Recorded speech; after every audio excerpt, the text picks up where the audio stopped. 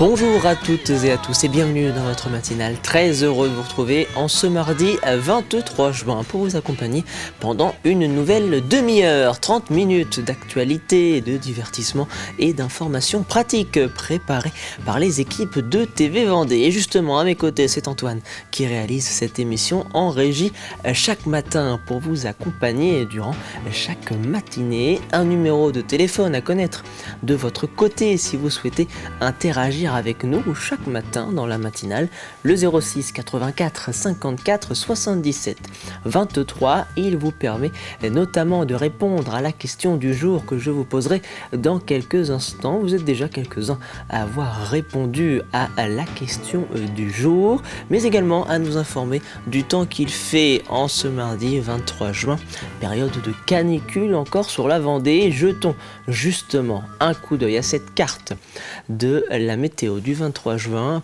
pas ou peu de rafraîchissement par rapport à la journée dernière. Il fait encore incroyablement chaud au réveil ce matin en Vendée, comptez déjà 27 à 28 degrés d'ouest en est ce matin pour les prévisions des températures. Cet après-midi, vous le voyez, le mercure continue de grimper, il va s'élever jusqu'à 43 voire 44 degrés sur le territoire vendéen. Vigilance rouge canicule toujours activée par Météo France pour la Vendée, avec potentiellement une évolution orageuse isolée possible dans le Haut-Bocage et dans les terres vendéennes pour cette deuxième partie de journée en ce mardi 23 juin.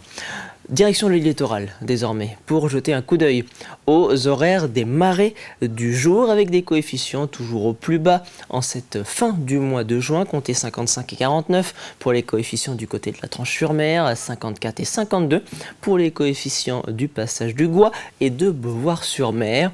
Une prochaine pleine mer est à prévoir à la mi-journée, 12h52 du côté de la Tranche et 13h07, ce qui veut dire que l'océan se rapproche petit à petit de notre littoral. Chaque jour, nous vous posons une question en lien avec l'actualité vendéenne, avec votre quotidien, une question d'actualité culturelle et divertissement dans cette matinale du 23 juin. Quel festival attendez-vous avec impatience cet été, avec le début de l'été lancé le week-end dernier et la fête de la musique qui a certes été écourtée dans certains endroits.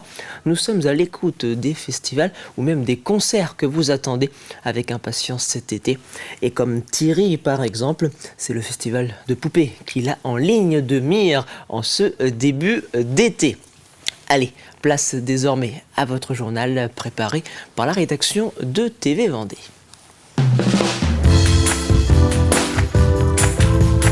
Et on commence avec un point sur cette première journée record qu'a donc connu la Vendée. Hier, lundi, en cette période de canicule, comme annoncé en début de journée, le mercure n'aura pas cessé de grimper tout au long de ce lundi pour atteindre des records absolus de chaleur aux quatre coins de la Vendée. Plus d'une dizaine de communes ont battu des records, comme c'est le cas par exemple aux Herbiers ou à Chantonnay, où il a fait le plus chaud hier avec plus de 43 degrés. Le thermomètre s'est affolé également du côté de Saint-Fulgent avec 42,5 ou à Fontenay où le mercure a atteint les 42 degrés. Nous ferons bien évidemment un point sur les prévisions de ce mardi dans votre bulletin météo après ce journal. La canicule qui est bel et bien installée en Vendée en ce début de semaine. Depuis dimanche, le département est placé en vigilance rouge par Météo France pour canicule. Un épisode de forte chaleur prévu jusqu'à au moins jeudi, avant un week-end a priori plus agréable. Du côté du SDIS de la Vendée, la population est appelée à rester au frais le plus possible et éviter toute pratique d'activité sportive afin de prévenir des malaises et des coups de chaud. À Balliot, à Pouzauges, à Roche-Servière, on a été au-delà des anciens records du mois de juin, mais on n'a pas encore battu, et quelque part, heureusement, les records annuels. À partir de jeudi, déjà, on va perdre au moins 5 degrés, et ça sera vraiment dans la nuit de jeudi à vendredi aussi qu'on va retrouver des conditions qui vont permettre de bien dormir, de mieux dormir. Et puis on aura normalement un week-end plus classique, entre guillemets. Ces conditions météorologiques, elles ont deux incidences pour nous. Une activité plus forte pour le secours d'urgence aux personnes et une activité potentiellement plus soutenue pour la lutte contre les feux de végétaux. Donc les conseils à délivrer sont d'ordre différent. Bien sûr, pour le secours à personne, il s'agit de penser à soi, bien s'hydrater, ne pas faire d'activité physique, se protéger, boire régulièrement, avoir une conduite et une activité compatibles avec ces fortes chaleurs. Pour la prévention des luttes contre les feux de forêt, ce sont des messages de prévention tout autres. C'est bien sûr éviter tous les travaux avec des flammes nues, barbecue, travaux agricoles, etc., qui pourraient être source d'énergie suffisante pour allumer un incendie et, au vu des conditions météorologiques, se propager très rapidement. En février 2025, un salarié du site Fleury-Michon de Mouilleron-Saint-Germain était percuté par une camionnette alors qu'il circulait à pied et s'apprêtait à quitter son travail. Transporté au CHU de Nantes, il décédait finalement 48 heures plus tard des suites de ses blessures. Début juin, la société Fleury-Michon comparaissait devant le tribunal correctionnel de La Roche-sur-Yon pour homicide involontaire par violation manifestement délibérée d'une obligation de sécurité. Au cours de l'audience, le ministère public a estimé qu'aucun cheminement distinct n'était prévu pour séparer les piétons et les véhicules dans cette zone de l'entreprise. Une amende de 10 000 € avait alors été requise. Le délibéré a été rendu ce lundi. Les faits ont finalement été requalifiés en homicide involontaire dans le cadre du travail. La société Fleury-Michon a été reconnue coupable et condamnée à une amende de 30 000 €. 3 000 € au titre du préjudice moral seront versés à la famille de la victime. Direction le pays des Achards, où la communauté de communes lance son nouveau contrat local de santé pour les 5 prochaines années. Un projet co-construit avec l'ARS et les acteurs locaux afin d'adapter au mieux la politique de santé aux besoins des habitants. Parmi eux, 4 grands axes majeurs ont été retenus, comme l'accès aux soins, la santé mentale, le parcours des publics fragiles et la santé environnementale. En premier lieu, juste préciser que le pays des Achards, c'est 22 000 habitants aujourd'hui, avec une évolution de plus de 30% là, sur les 10 dernières années, donc une vraie problématique d'accès aux soins pour une partie de notre population. Donc le contrat local de santé a pour objectif de donner le cadre en lien avec tous les professionnels de santé et les élus du territoire. Donc le pays des Achards, on pense essentiellement à la commune des Achards et à celle de Beaulieu-sous-la-Roche. Mais on a aussi la chance de voir se développer, d'arriver de nouveaux professionnels de santé sur Nieul-le-Dolan et sur Saint-Julien-des-Landes afin d'apporter des réponses à l'ensemble de nos populations. C'est un tout, mais aujourd'hui le pays des Achards a une population plutôt jeune et dynamique et active. Et donc on a vraiment besoin d'avoir ce double aspect, à la fois sur des médecins qui s'engagent avec des nouveaux métiers aussi, des infirmières de pratique avancée pour accompagner nos seniors ou les plus jeunes qui ont des pathologies chroniques, donc un renforcement de besoins d'accès aux soins, et puis des plus jeunes aussi qui aujourd'hui prennent médecin traitant, et donc il nous faut aussi développer cette ressource pour optimiser la ressource médicale sur le territoire. Zoom désormais sur un métier qui peine de plus en plus à attirer au sein des formations, celui d'assistant de service social. À La Roche-sur-Yon, l'école spécialisée dans les métiers du social située aux Établières propose la formation en 3 ans pour obtenir le diplôme d'État d'assistant de service social. Mais après la première phase d'admission de Parcoursup, seuls 19 candidats ont pour le moment été admis dans la filière. Une baisse des effectifs qui détonne face aux besoins bien réels dans ce secteur où le turnover des effectifs est régulier. Reportage Louise Viadger. Ces étudiants travaillent sur des cas pratiques vus lors de leur stage, l'occasion de casser quelques idées reçues sur le métier d'assistant de service social. Moi j'ai fait mon stage en psychiatrie, donc forcément il y a beaucoup de préjugés, etc. Mais ça a totalement déconstruit tout ce que j'avais en tête. Effectivement, on pourrait croire qu'il y a énormément d'administratifs, mais en fait c'est beaucoup d'accompagnement dans le moral pour les personnes, on les soutient en fait, il y a de la soutenance. Et puis mine de rien, on peut mobiliser aussi de la créativité. Dès la rentrée prochaine, la formation pourra accueillir 23 nouveaux apprenants, mais il manque des candidats. Une tendance persistante qui laisse craindre une crise de vocation. Pourtant, les besoins sont bien réels. Les apprenants, quand ils sont diplômés, ont un taux d'insertion dans l'emploi très rapide et très important. On approche des 100% chaque année. Donc les postes sont à pourvoir, soit sur des créations de postes, mais également sur du roulement, puisqu'il y a des professionnels qui, après un certain temps de métier, font le choix d'une reconversion ou d'arrêter ou d'évoluer, puisque c'est des métiers qui qui offre aussi des perspectives d'évolution de chef de service, par exemple. Un assistant de service social accompagne les personnes pour améliorer leurs conditions de vie et pour les rendre plus autonomes. 3 ans de formation permettent d'exercer ce métier. Avec une alternance entre des stages et des apports théoriques. Sur les apports théoriques, on retrouve des apports divers, que ce soit sur les publics, sur des matières, des champs plus disciplinaires, tels que le droit, la psychologie. Ça repose aussi sur des témoignages de professionnels en exercice. Il est encore possible de déposer sa candidature sur Parcoursup dans la phase d'admission complémentaire. Dans cet établissement, une vingtaine de professionnels sont diplômés chaque année. Il reste donc toujours des places pour intégrer la formation du côté des établières à La Roche-sur-Yon. Apporter sa pierre à l'édifice, cet adage n'a jamais aussi bien représenté la solidarité à laquelle font preuve ces habitants de l'Île-Dieu. En 2023, une partie d'un ancien mur en pierre venait à s'effondrer après le passage d'une tempête sur l'île. Oui, mais voilà, après plusieurs échanges avec les assurances, l'association L'Entraide doit finalement débourser plusieurs dizaines de milliers d'euros si elle veut voir le mur reconstruit. Et face à ce coût trop important, un chantier participatif a finalement été lancé, accompagné d'une cagnotte en ligne qui servira notamment à payer les matériaux. Ce mur fait partie de la propriété de L'Entraide, qui est propriété de la paroisse de l'Île-Dieu. Et comme j'ai un bail amphithéotique, c'est à nous de payer la facture du mur, qui était de 40 000 euros. Donc comme on est association, nous n'avions pas les moyens. Donc j'ai fait un appel au peuple, et voilà, aujourd'hui nous avons les premières pierres qui s'installent grâce à des bénévoles. On a dit que ce serait pas mal de partager un petit peu avec les anciens sur leur savoir-faire, puis de mélanger un petit peu de jeunesse, et puis ensemble on fait le mur. Il faut que ça ressemble vraiment au mur ancien. On n'est pas là pour faire du plaquage sur une maison ou on cherche une étanchéité. Il faut vraiment que c'est l'esprit naturel d'un mur îlé, où les escargots et les lézards peuvent faire des nids, des choses comme ça. On n'est pas sur une perfection. C'est la perfection quand même, mais c'est du travail, je dirais, des anciens.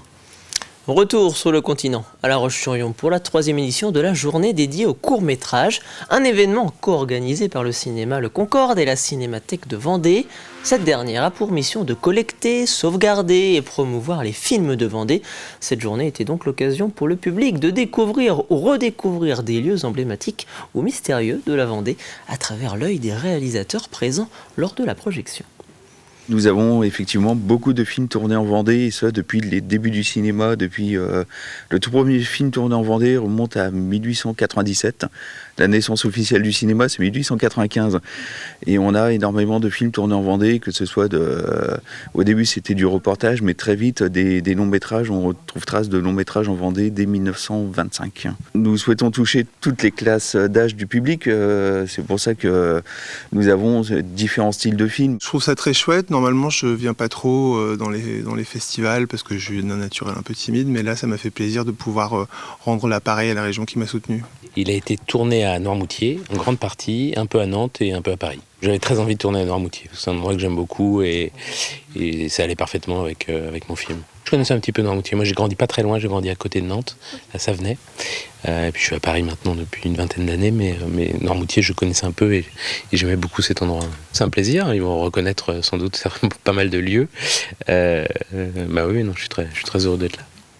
Et on termine ce journal avec l'un des festivals de musique qui va faire bouger la Vendée dès le début du mois de juillet prochain. Le festival Air Pop de La Roche-sur-Yon fête ses 10 ans en 2026. 5 concerts gratuits répartis en 3 soirées attendent donc le grand public, place Jacques Chirac. Des concerts qui seront précédés cette année de représentations de danse.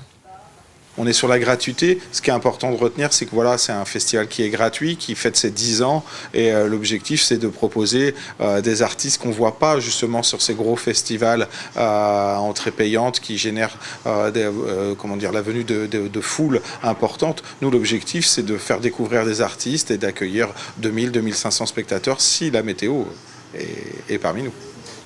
Et en ce mois de juin, une série de réunions de travail entre la direction du festival et la ville de La Roche-sur-Yon est lancée pour faire évoluer l'événement dès 2027. Jetons un rapide coup d'œil à la carte météo de votre mardi 23 juin. Et si vous étiez avec nous il y a quelques instants, vous avez pu le voir, pas ou peu de rafraîchissement en prévision en ce mardi 23 juin. Du côté des températures, il fait déjà très très chaud au réveil en Vendée, comptez 27 à 28 degrés en moyenne d'ouest en est. Et puis cet après-midi, le mercure va continuer de grimper pour atteindre les 43 voire 44 degrés même en Vendée cet après-midi, avec la possibilité d'une évolution orageuse isolée dans les terres, plus spécifiquement dans le Haut-Bocage. La Vendée qui est donc toujours placée en vigilance rouge par Météo France en ce mardi 23 juin. Place désormais au plus de l'info.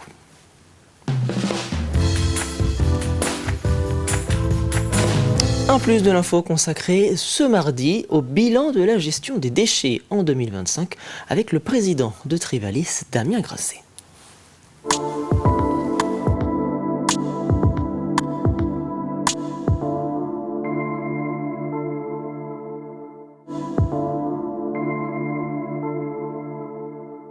Aujourd'hui, on se trouve sur la plateforme de biodéchets de Givran, voilà, dans le pays Saint-Gilles. Et aujourd'hui, l'idée, c'était de vous parler un petit peu du bilan 2025 des déchets sur la Vendée, puisque Trivalis fait un bilan tous les ans.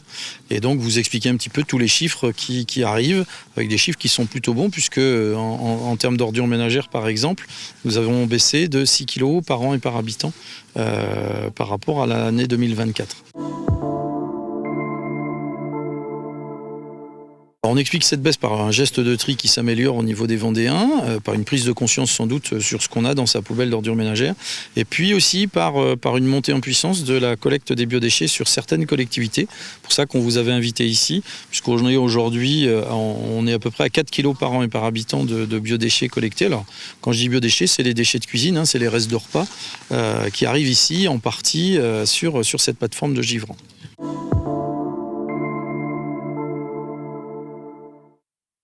Alors en Vendée en 2025, je pense qu'on est à 550 et quelques mille tonnes de déchets incomplets. Donc là-dedans, on a 118 kilos d'ordures ménagères, on a à peu près par an et par habitant, on a 45 kilos, un peu moins de 45 kilos d'emballage, on a 50 kilos de verre, on a 13 kilos de papier, et puis on a un peu plus de 330 kilos de déchets qui sont aujourd'hui orientés vers les déchetteries.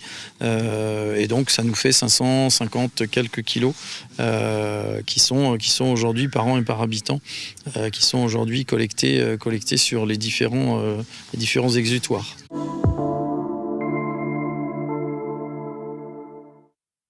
Alors cette plateforme, c'est la seule aujourd'hui, la plateforme de Givran sur les biodéchets. Donc il y a 9 collectivités qui sont engagées. Ça va du Sicodem sur Fontenay-le-Comte à l'agglo de Saint-Gilles et ici, avec sans doute une collecte de biodéchets justement en porte-à-porte. Et donc tout arrive ici, tout est massifié dans les centres de transfert et tout arrive ici. On a à peu près 3000 tonnes qui arrivent ici, qui sont mélangées à des déchets verts. On est aujourd'hui devant un tas de compost qui est prêt à partir, donc qui sont analysés et qui s'en vont sur le retour au sol, ce qu'on appelle justement sur les champs agricoles, pour un retour au sol et d'apporter cette matière organique si importante pour les sols.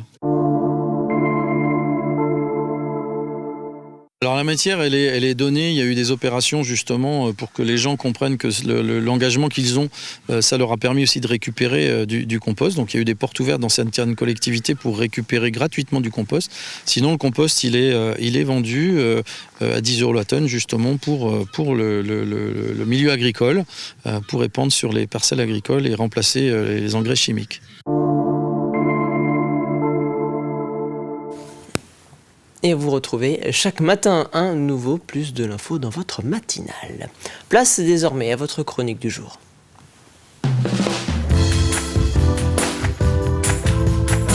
Au programme de ce mardi, une nouvelle chronique santé et ce matin, zoom sur la question du don d'organes, comment donner et quelles sont les modalités. Réponse avec le docteur Laurent Martin-Lefebvre.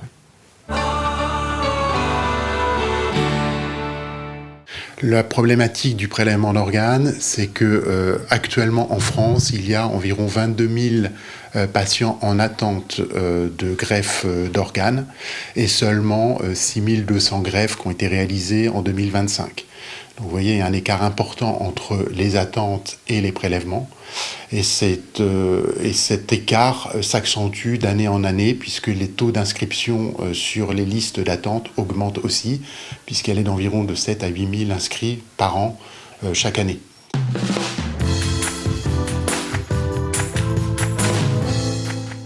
Cet écart est lié en partie à une augmentation du taux d'opposition au sein de la population française, puisqu'il y a à peine 5 ans, juste avant la crise Covid, le taux d'opposition tournait autour de 30% et maintenant il est à plus de 36%, 37%.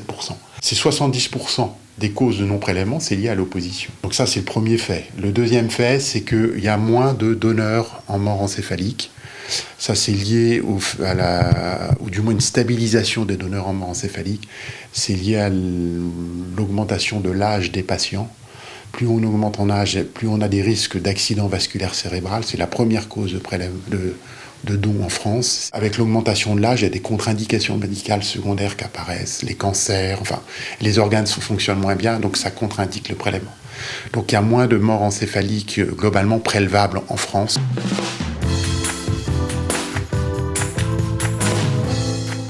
Alors la mort encéphalique, c'est la destruction complète du cerveau qui se traduit par un arrêt de la circulation cérébrale. Et cet arrêt de circulation cérébrale traduit la mort du patient. C'est-à-dire que c'est des patients qui sont en réanimation, intubés, ventilés, qui ont le cœur qui continue à battre, mais le cerveau n'est plus perfusé. Donc ça signe le décès.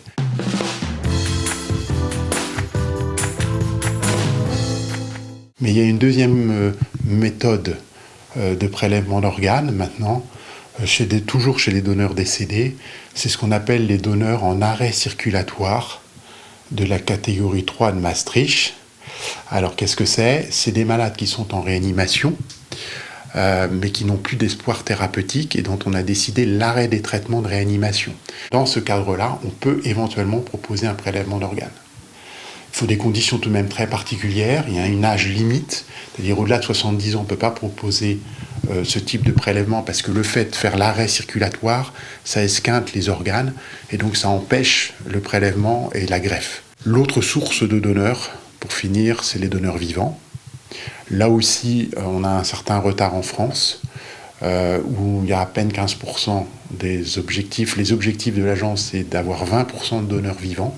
Donc les donneurs vivants, on peut donner son rein, une partie de son foie, mais bien sûr, on ne va pas donner son cœur ni son poumon, parce qu'à ce moment-là, on n'est plus vivant.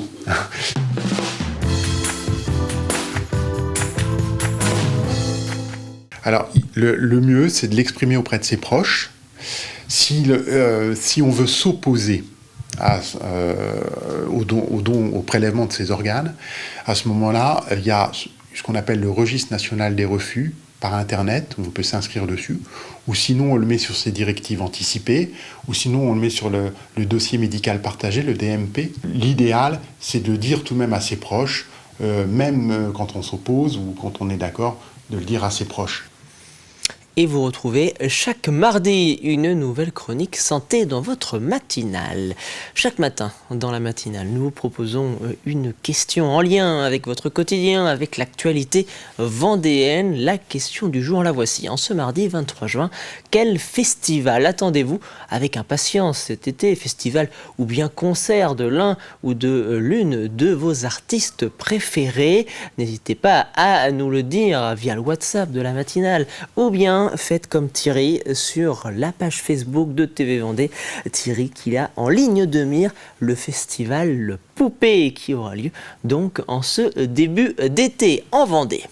Allez, place désormais sans plus attendre au Café Cuisine.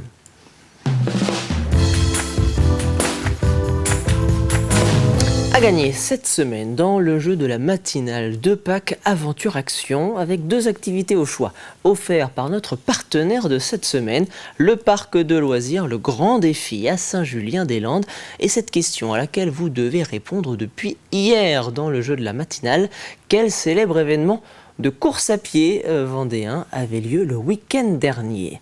Alors, je sais que vous êtes déjà quelques-uns à avoir trouvé la réponse au jeu de la matinale, mais je vous donne un nouvel indice. En ce mardi 23 juin, des coureurs de toute la France et même de pays étrangers viennent participer à cette course mythique qui a lieu donc en Vendée à la mi-juin. Alors, est-ce qu'avec ce nouvel indice, vous avez trouvé de quelle course nous parlons dans le jeu de la matinale? Si c'est le cas, je vous invite à vous rendre sur tvvendée.fr. Dans la rubrique Jeux, vous avez jusqu'à vendredi midi pour le faire et vous serez donc peut-être tiré au sort en fin de semaine pour remporter ces 2 places pour le grand défi que nous offre le partenaire de cette semaine donc. Et c'est ainsi que se termine cette matinale. Merci beaucoup pour votre fidélité. Retour de l'actualité dès la mi-journée avec le journal proposé par Élise Blanchard. Quant à moi, je vous donne rendez-vous dès demain, 7h, au même endroit, pour une nouvelle matinale. Très belle journée à tous sur TV Vendée. Don't worry, baby. Just call my name. I'll be there in a hurry. You don't have to